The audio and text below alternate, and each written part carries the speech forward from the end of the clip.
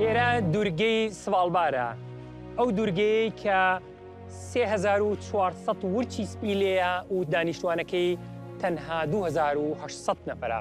ورچی سپی ئازاد ئەسوڕێتەوە لێرە. ورچی سپی لە هەموو شوێنێک دەرەکەوێت وە زۆربەی کادیەت بۆ ناو بازارەکە. سڤالبار دوورگەیەکە سەر بە وڵاتی نەرویجە. سڤالبار ئاخر شوێنە لە بەشی سەرەوەی کوورەی زەوی بۆ ژیانکردن. دانیشتوانی سڤالبار 2800 نەفەرە کە خەڵکی 40 وڵاتی جیاوازن، بەڵام 3400 ورچی سپی لێیە کە بە ئازادی ئەسوڕێنەوە لە سڤالبار.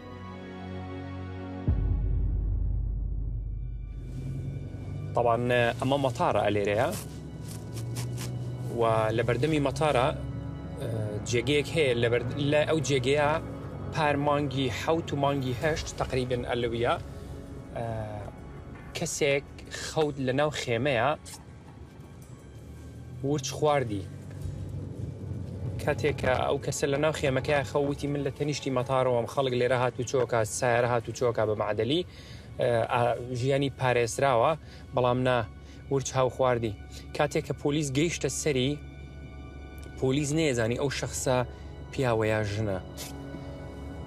لەبەروی ئەو ورچە ئەوەندە بەقوتە کاتێک کە قەپ ئەکا بە سەرا کەللەی سەر ئەتەقێنێت. ئەوەندە بەقوتە، ینی ئێستا بۆ ئێوە باسیەکە من خۆم گیانم گرژە بێت. بەڕاستی ئاژەڵێکی دڕندەیە، زۆر دڕندەیە ورچی سپی.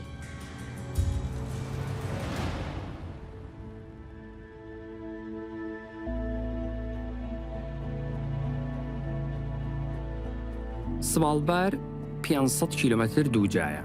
لە هەموو سڤالبارە 42 کیلومتر هەیە کە بتوانی بە سیارە بە سەریا بڕۆیت. جگەلەوە ئەبێت بە ماتۆڕی سەربەفر بگەڕێیت بە سڤالبارە تا بگەیتە شوێنەکانی تر.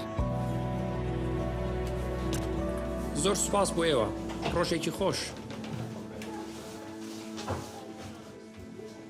لە سڤالبار واجبە کە سیلاحت پێبێت کاتێ ئەچیتە دەرەوە، بۆ ئەوەی کە بەرگری لە خۆت بکەی کاتێک ڕوبەڕۆی ورچی سپیە بیتەوە.